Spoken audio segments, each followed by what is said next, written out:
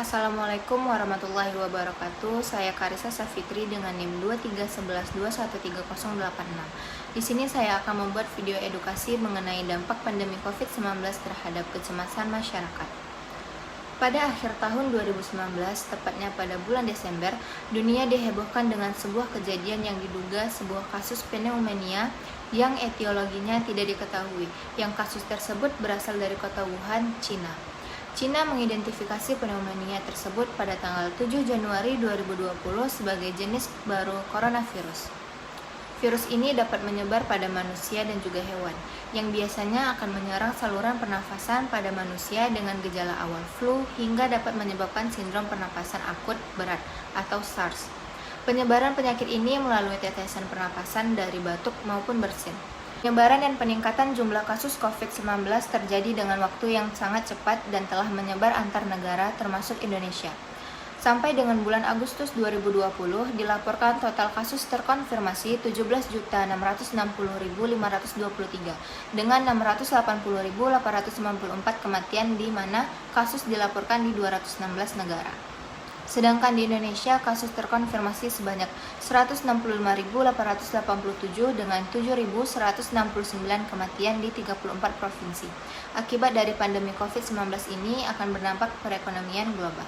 Namun pandemi COVID-19 itu apa sih? Menurut saya, COVID-19 itu merupakan penyakit ataupun virus yang dapat menular sehingga menyerang saluran pernapasan, di mana hal tersebut dapat menyebabkan kematian.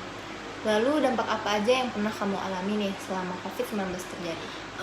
Karena COVID-19 itu terjadi di masa SMA saya, maka dampak yang sangat-sangat saya rasakan itu ketika saat pembelajaran, yang dimana biasanya pembelajaran itu dilakukan tatap muka, tapi karena ada COVID-19 ini, pembelajarannya itu dilakukan secara online.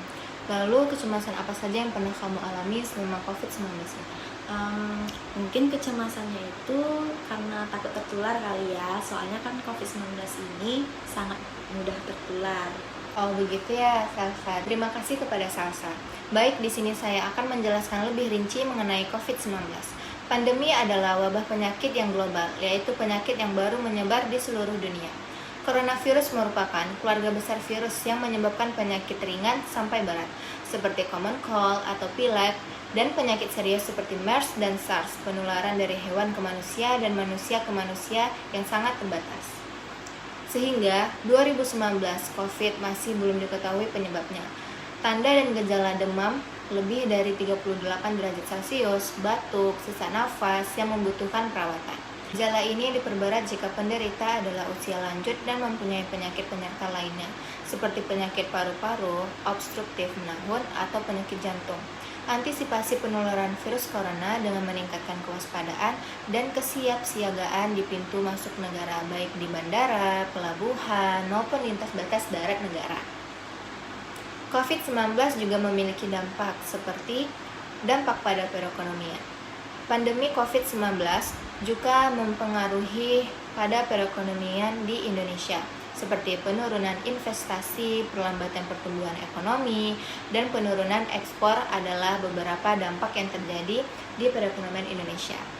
Dampak yang kedua adalah dampak pada pendidikan, membuat seluruh sekolah mengadakan pembelajaran dari rumah dan pembatasan sosial yang membuat proses belajar mengajar menjadi sulit bagi siswa dan guru. Dampak yang ketiga adalah dampak pada kehidupan sosial. Pembatasan sosial dan kebijakan lockdown membuat banyak orang merasa kesepian dan terisolasi. Dampak pandemi COVID-19 terhadap masyarakat di Indonesia sangat signifikan dan mempengaruhi berbagai aspek kehidupan. Pemerintah telah mengeluarkan berbagai kebijakan untuk menanggulangi penyebaran COVID-19, serta kebijakan-kebijakan yang bersifat penanggulangan dampak sosial dan ekonomi akibat pandemi ini. Pandemi COVID juga memiliki beberapa faktor yang mempengaruhi tingkat kecemasan masyarakat selama pandemi ini. Antara lain, yang pertama ada ketidakpastian ekonomi, pembatasan pergerakan, kesehatan mental, kondisi fisik, serta informasi yang tidak akurat dan rasa takut akan tertularnya virus. Masyarakat juga bisa mengalami berbagai macam kecemasan terkait COVID-19 ini, termasuk Yang pertama, kecemasan terhadap penularan, kecemasan kesehatan pribadi, kecemasan ekonomi, kecemasan akses ke perawatan medis, kecemasan sosial dan isolasi, kecemasan akan vaksin, kecemasan informasi, kecemasan tentang masa depan, kecemasan ekonomi, dan kecemasan akan stigma. Tapi kamu jangan khawatir, karena ada kok cara untuk mengatasi kecemasan masyarakat selama COVID-19.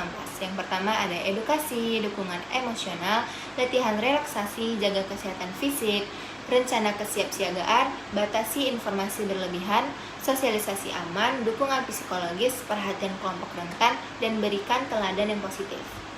Kita juga bisa mencegah loh penyebaran virus COVID-19 ini dengan 5 langkah. Yang pertama, cuci tangan dengan air dan sabun yang mengalir minimal 40 detik atau pembersih tangan atau yang biasa kita sebut dengan hand sanitizer dengan kadar alkohol 60%. Yang kedua, hindari menyentuh mata, mulut, dan hidung. Yang ketiga, jika batuk dan bersin tutup dengan lengan bagian dalam atau tisu menggunakan masker. Yang keempat, hindari keramaian dan jaga jarak 1 meter atau lebih. Dan yang kelima, jika ada gejala mengenai virus corona, segera hubungi tim medis. Terima kasih kepada Salsa yang sudah mendengarkan tentang dampak COVID-19 ini. Semoga apa yang saya sampaikan bisa dipahami. Oke, terima kasih Karissa. Baik, saya undur diri. Assalamualaikum warahmatullahi wabarakatuh.